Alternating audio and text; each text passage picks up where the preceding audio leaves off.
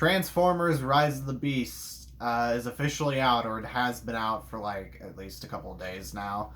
But as you all know, we are actually fanatics of 80s stuff mainly. Mainly Ninja Turtles, Star Wars. And Transformers, though, it was one of the series that I talked about on my channel. I think a long time ago I reacted to the Bumblebee trailer.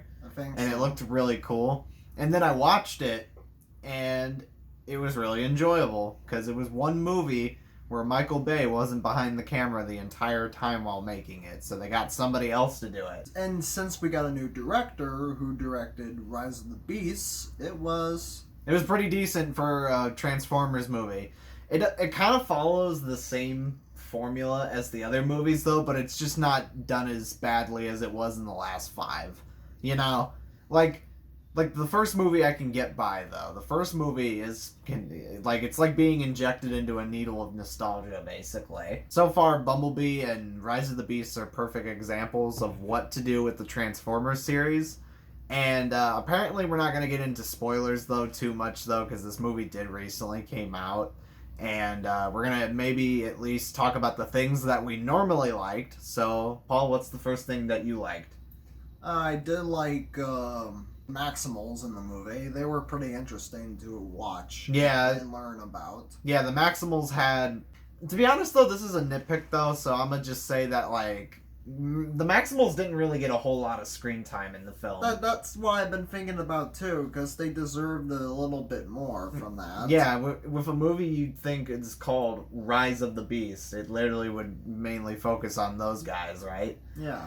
So we got Optimus Primal, we got Rhinox, what was the Shark Razor or whatever it was? We got Air Razor. Air Razor. I don't know why I said Sharp Razor. To be honest, though, the Maximals, while they look really cool on camera and while they're all fighting and stuff, it's like they don't really get involved too much up until like the final act of the movie. Yeah. Yeah, so it's like they do show up at the beginning of the film and then they're kind of just sidelined a little bit. And then afterwards, they show up for, like, the half of the entire movie, and then it ends, you know? Mm-hmm. But, to be honest, though, I wish they did have more screen time, though, but if in the next movie they do something, because obviously they're going to make another one, try to give the Maximals a little bit more screen time, though, because for someone who has actually heard about the Beast Wars cartoon, there's a lot of 90s folks out there that really enjoy that shit. I know it. Guaranteed. The Autobots actually got a lot of screen time, though.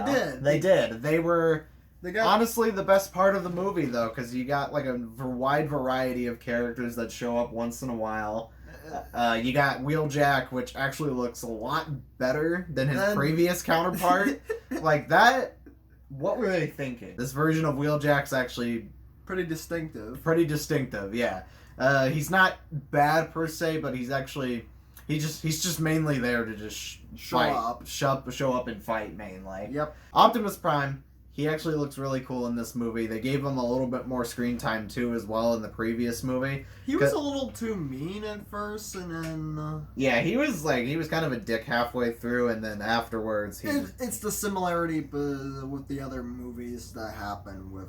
Yeah, he doesn't get along with humans and then gets along with them immediately. But you get to introduce new Transformers characters that we haven't introduced in the movies, like Autobot Mirage, played by Pete Davidson. Was Mirage actually a character in the cartoon? Or... Yes. He was? Yeah. Well, he's not really a new character then. He's just who he is, you know. And Kree is actually a. She was also there, and she was an old character, and she was voiced by YouTuber Liza. Yeah, I don't know why we're mentioning a YouTuber. She went from making one of the worst YouTube movies ever to one, and now featuring in one of the biggest billion-dollar franchises known to mankind. Right. So it's a huge step up for that YouTuber. For her mainly. So, yeah, that's pretty much it. What I didn't really like about the film is, sometimes, again, not trying to spoil anything, but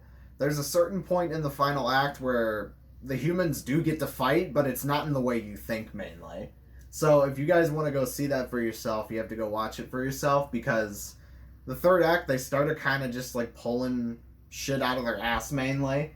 Like, they saved a bunch of other people, and other stuff happened, and it's like, I get that they're trying to make the humans more useful in Transformers, but at the same time, it's like whenever has that been ever capable of trusting humans in a Transformers movie? The only thing that Bumblebee found trustworthy to a human was Haley Steinfeld in Bumblebee. Yeah, because Bumblebee was nice to Charlie. Charlie, yeah, and Optimus knows this. We already know.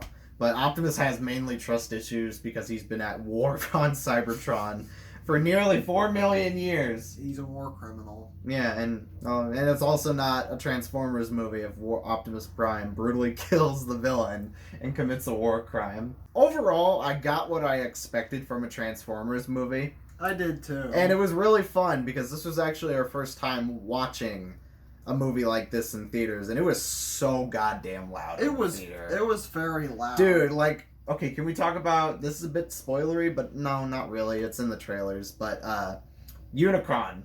When Unicron showed up on screen, the whole theater shaked. Literally.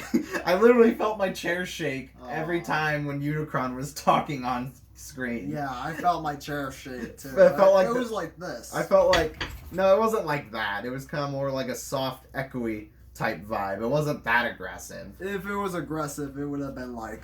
Then Unicron probably would have came to Earth right when we were right when we were watching it. So who knows?